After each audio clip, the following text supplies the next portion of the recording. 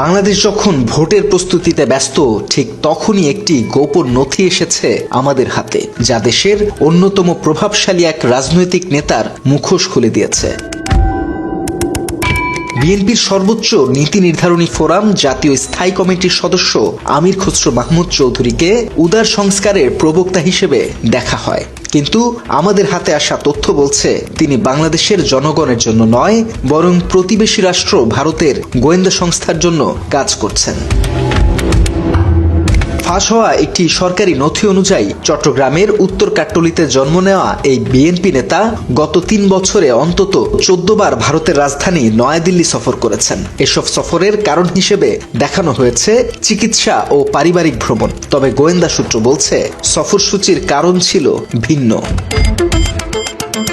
ইংল্যান্ডের লন্ডনে হিসাববিদ্যা নিয়ে অধ্যয়ন করা এই নেতা হিসাব মেলাতে জানেন ভালোভাবেই, তবে এবার তিনি যে হিসাব করছেন তা দেশের সার্বভৌমত্বের সঙ্গে আপোষের। ফাঁস হওয়া নথি অনুযায়ী ২০২৪ সালের নভেম্বরের একটি সফরে তিনি প্রায় ৬ ঘন্টা তার নিরাপত্তা বহর থেকে বিচ্ছিন্ন ছিলেন। ওই সময় তাকে কূটনৈতিক এলাকায় অবস্থিত একটি সেফ হাউসে প্রবেশ করতে দেখা যায়। ওই এলাকাটি ভারতের বহিরাগত গোয়েন্দা সংস্থার হ্যান্ডলারদের আতাতের জায়গা হিসেবে পরিচিত।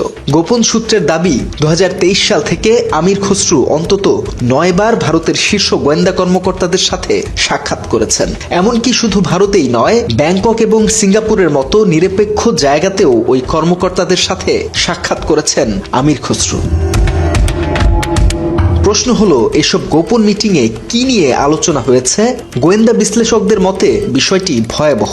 বাংলাদেশের অর্থনীতিকে পরিকল্পিতভাবে দুর্বল করার একটি বিশেষ ছক। চট্টগ্রাম চেম্বার অফ কমার্সের সাবেক সভাপতি এবং চট্টগ্রাম স্টক এক্সচেঞ্জের অন্যতম প্রতিষ্ঠাতা হিসেবে আমির খসরু জানেন দেশের অর্থনীতির রক্তনালীগুলো কোথায়। মূলত এসব প্রতিষ্ঠানের কর্তৃত্ব নিতে আর ফাঁকফোকর বুঝতেই আমির খসরুর সাথে একাধিকবার গোপন মিটিং করেন ভারতীয় গোয়েন্দা সংস্থা।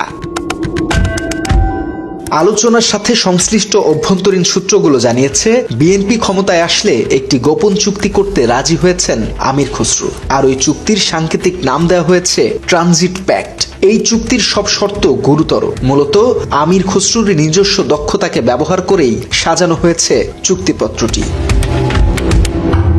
আমির খসরুর ভারত প্রীতির প্রমাণ মেলে আরও অনেকভাবেই। চট্টগ্রামের সন্তান হয়েও তিনি ইতোমধ্যেই নতুন আন্তর্জাতিক গভীর সমুদ্র বন্দর প্রকল্প স্থগিত রাখার প্রতিশ্রুতি দিয়েছেন, অথচ প্রকল্পটি বাস্তবায়িত হলে চট্টগ্রাম বৈশ্বিক বাণিজ্যের কেন্দ্রে পরিণত হতে পারে। জানা গেছে, এই প্রকল্পের বদলে পণ্য পরিবহন ভারতের নিজস্ব এবং বর্তমানে সংকটে থাকা বন্দরগুলোর দিকে ঘুরিয়ে দেওয়ার প্রস্তাব রয়েছে।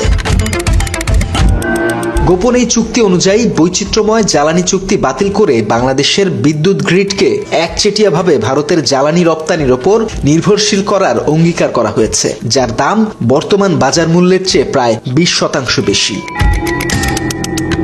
চুক্তিতে সবচেয়ে বিস্ময়কর দাবি হলো নতুন কিছু কমপ্লায়েন্স রেগুলেশনে সম্মতির বিষয়, যার ফলে বাংলাদেশের তৈরি পোশাক বা আরএমজি শিল্প কার্যত অচল হয়ে পড়বে। সেই সাথে ভারতীয় টেক্সটাইল খাত তাদের হারানো বৈশ্বিক বাজার আবার দখলের সুযোগ পাবে।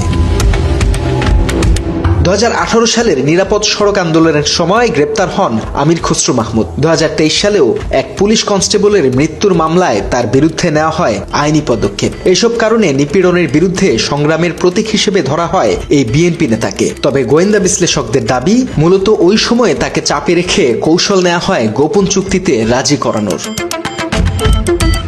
এত সব কিছুর পর আমির খসরু আসলে নির্বাচনে ভোট চাইছেন না, তিনি চাইছেন বাংলাদেশকে ভারতের কাছে আত্মসমর্পণ করাতে। ভোটের দ্বারপ্রান্তে দাঁড়িয়ে প্রশ্নটি এখন আর নীতিগত নয়, প্রশ্ন সার্বভৌমত্বের। আমরা কি এমন এক নেতাকে ভোট দেব যিনি জনগণের কাছে জবাবদিহি করেন, নাকি যিনি দেশের ভাগ্য সীমান্তের ওপারে কোনো হ্যান্ডেলারের হাতে তুলে দিয়েছেন তাকে?